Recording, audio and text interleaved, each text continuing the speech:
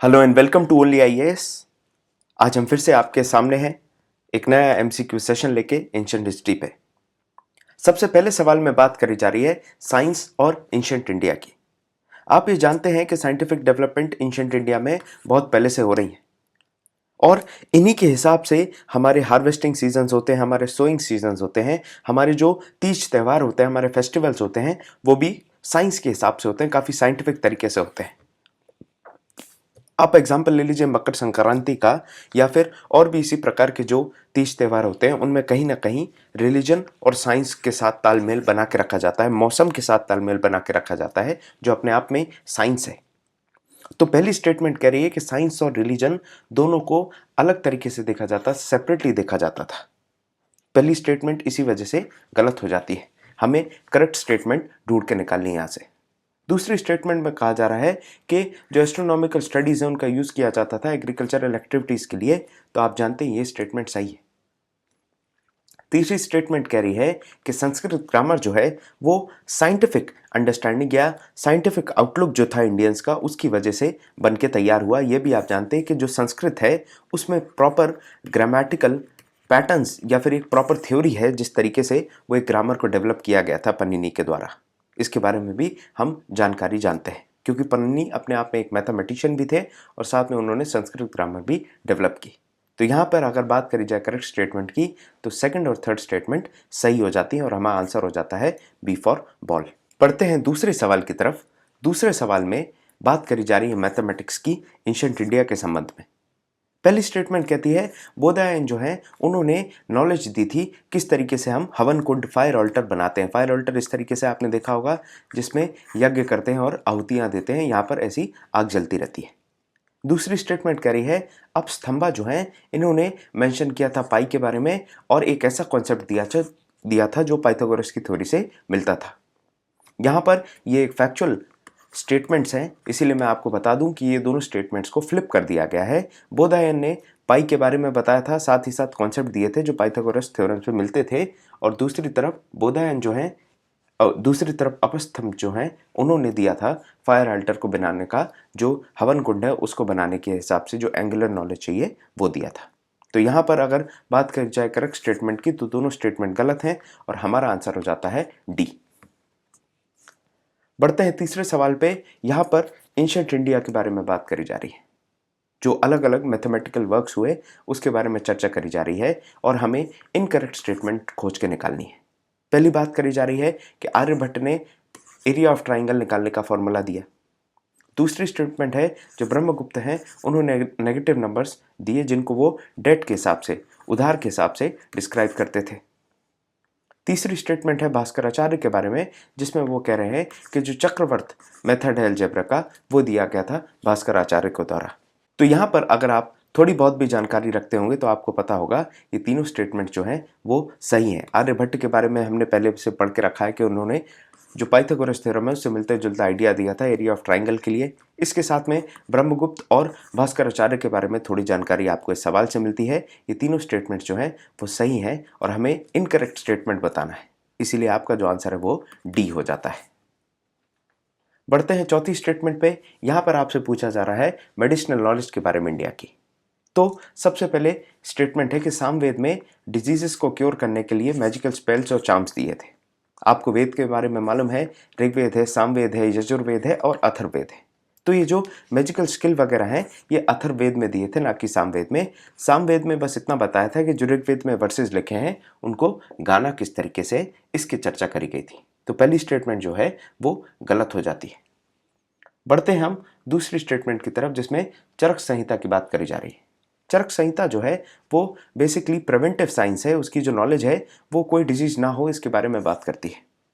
मैं आपको बताऊं तो चाइना में पहले हर प्रोविंस के लिए एक प्रॉपर वैद्य असाइन करा जाता था और उसको पैसे दिए जाते थे कि ताकि जनता बीमार ना हो, और अगर कोई भी जनता बीमार होती थी तो उसका जो देख रेख करना है, उसका जो खर्चा उठाना है, वो काम उस वैद्य की सैलरी से किया जाता था। क्योंकि अगर बीमारी हो रही है तो तुम क्या कर रहे हो, उस तरीके का अप्रोच होता था, एक प्रिवेंटिव अप्रोच देखा जाता था और वही आपको चरक संहिता में भी देखने मिलेगा। इसके अलावा हम बात करें सुश्रुत संहिता जो है, उसमें भी डिटेल बताया गया है सर्जरी के बारे में। ये हमने छोटी क्लासों में, आपने बचपन की क्लासों में देखा होगा, सुश्रुत संहिता के बारे में बताया, और एक पिक्चर बड़ी पॉपुलर है उनकी जिसमें वो सर्जरी परफॉर्म कर रहे हैं। तो वो चीज़ें भी आपने देखी होंगी, सर्जरी परफॉर्म करते जो पिक्चर है वो भी अलग से देखने मिलती है। चौथी स्टेटमेंट में बात करी जा रही है, जो इंडियन मेडिसिन है वो चरक की लाइन्स पे, जो चरक ने रास्ता दिखाया उसी लाइन पे आगे बढ़ती जा रही है, उसी पे डेवलपमेंट्स हुई है। यहाँ पर पहली स्टेटमेंट जो है वो गलत है, और आपसे क्या पूछा जा रहा है, आपको करेक्ट स्टेटमेंट ढूंढ के निकालनी है। अगर आप पहली स्टेटमेंट जहाँ पे है उसको कैंसिल आउट करते हैं तो आप आंसर पे पहुँच जाते हैं, जो कि है बी। बड़े पांचवा सवाल बात कर रहा है पंच महाभूतों के बारे में या पंचभूतास के बारे में। आपको मालूम है धरती, आकाश, अग्नि, जल, इस तरीके से स्पेस, जिसको हम ईथर कहते हैं, ये सारी चीज़ें जो हैं ये पंच महाभूत में आती हैं। अगर आपने एक सीरियल आता था शक्तिमान, अगर आपने शक्तिमान देखा होगा तो आपको पता होगा पंच महाभूतों के बारे में, क्योंकि जो शक्तिमान है वो पंच महाभूतों से बना है। पहली बात करी जा रही है, जो पंच महाभूत हैं ये आइडेंटिफाई करे जाते हैं जो सेंस परसेप्शन है उससे, जो आपकी मानवीय संवेदनाओं हैं उससे संबंधित माने जाते हैं, उनसे संबंधित आइडेंटिफाई करे जाते हैं। जैसे स्किन है, आप उससे फील कर सकते हैं, आइज से फील कर सकते हैं। इस तरीके से पंच महाभूतों का आप फील कर सकते हैं, आइडेंटिफाई कर सकते हैं।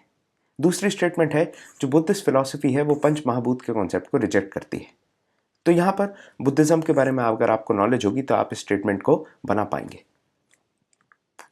मैं यहाँ बता दूं तो बुद्धिस्ट सिर्फ एक महाभूत को रिजेक्ट करते थे, वो था आकाश, या वो था ईथर। बाकी सारे महाभूतों को बुद्ध मानते थे। 4 महाभूत हैं उनको बुद्ध मानते थे, ना कि पूरी जो फिलॉसफी है पंच महाभूत की उसको रिजेक्ट कर देते थे।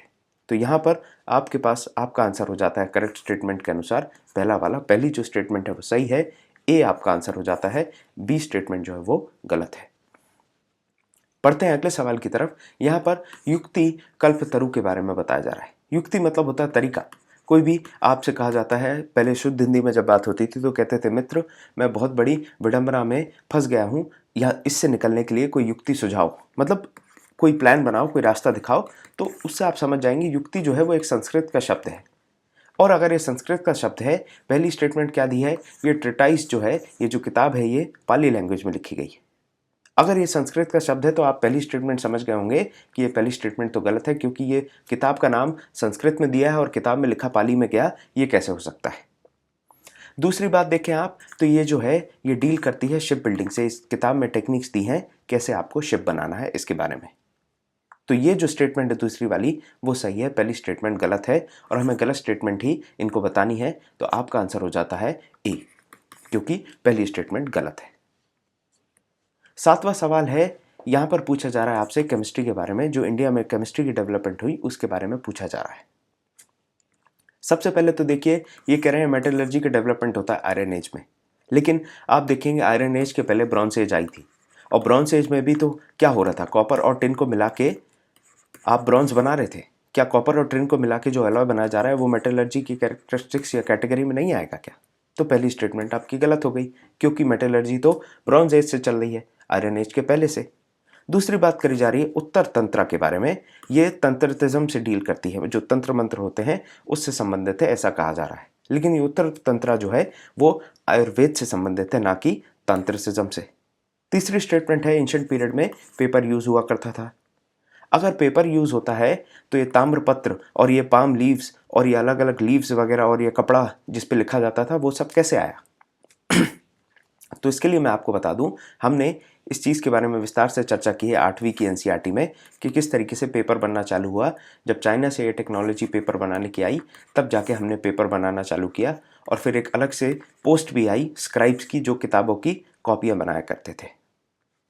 चौथी जो स्टेटमेंट है ये मदर ऑफ नूरजहां के बारे में, नूरजहां की माँ के बारे में है।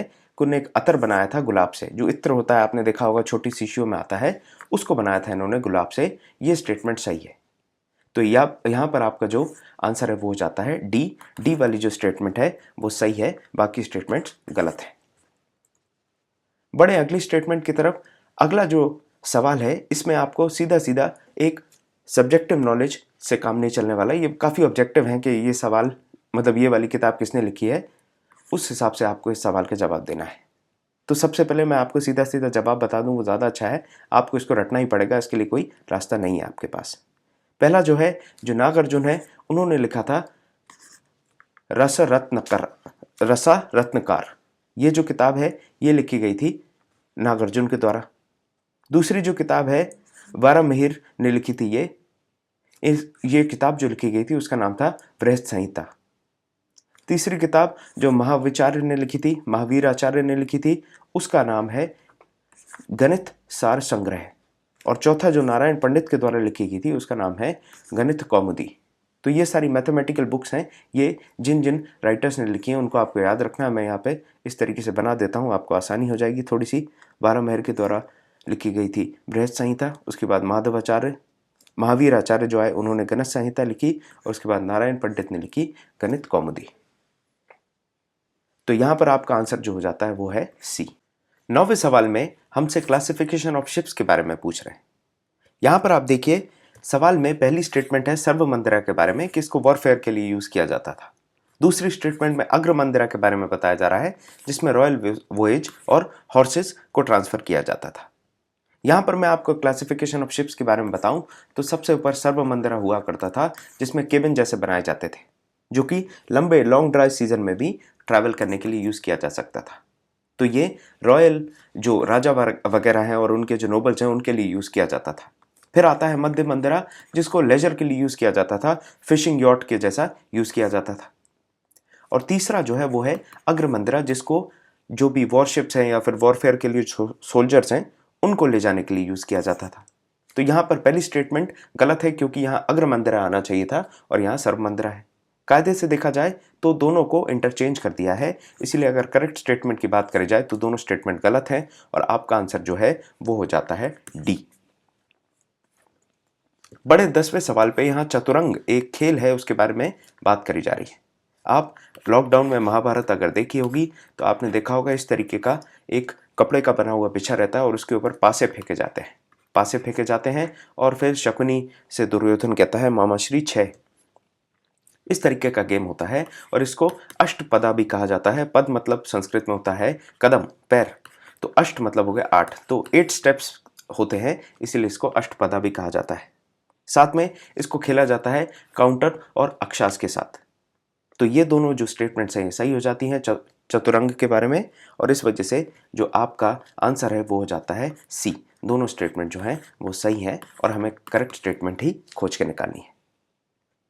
तो यहाँ पर हमारी चर्चा समाप्त होती है। मिलते हैं आपसे अगले MCQ सेक्शन में। Thank you for watching.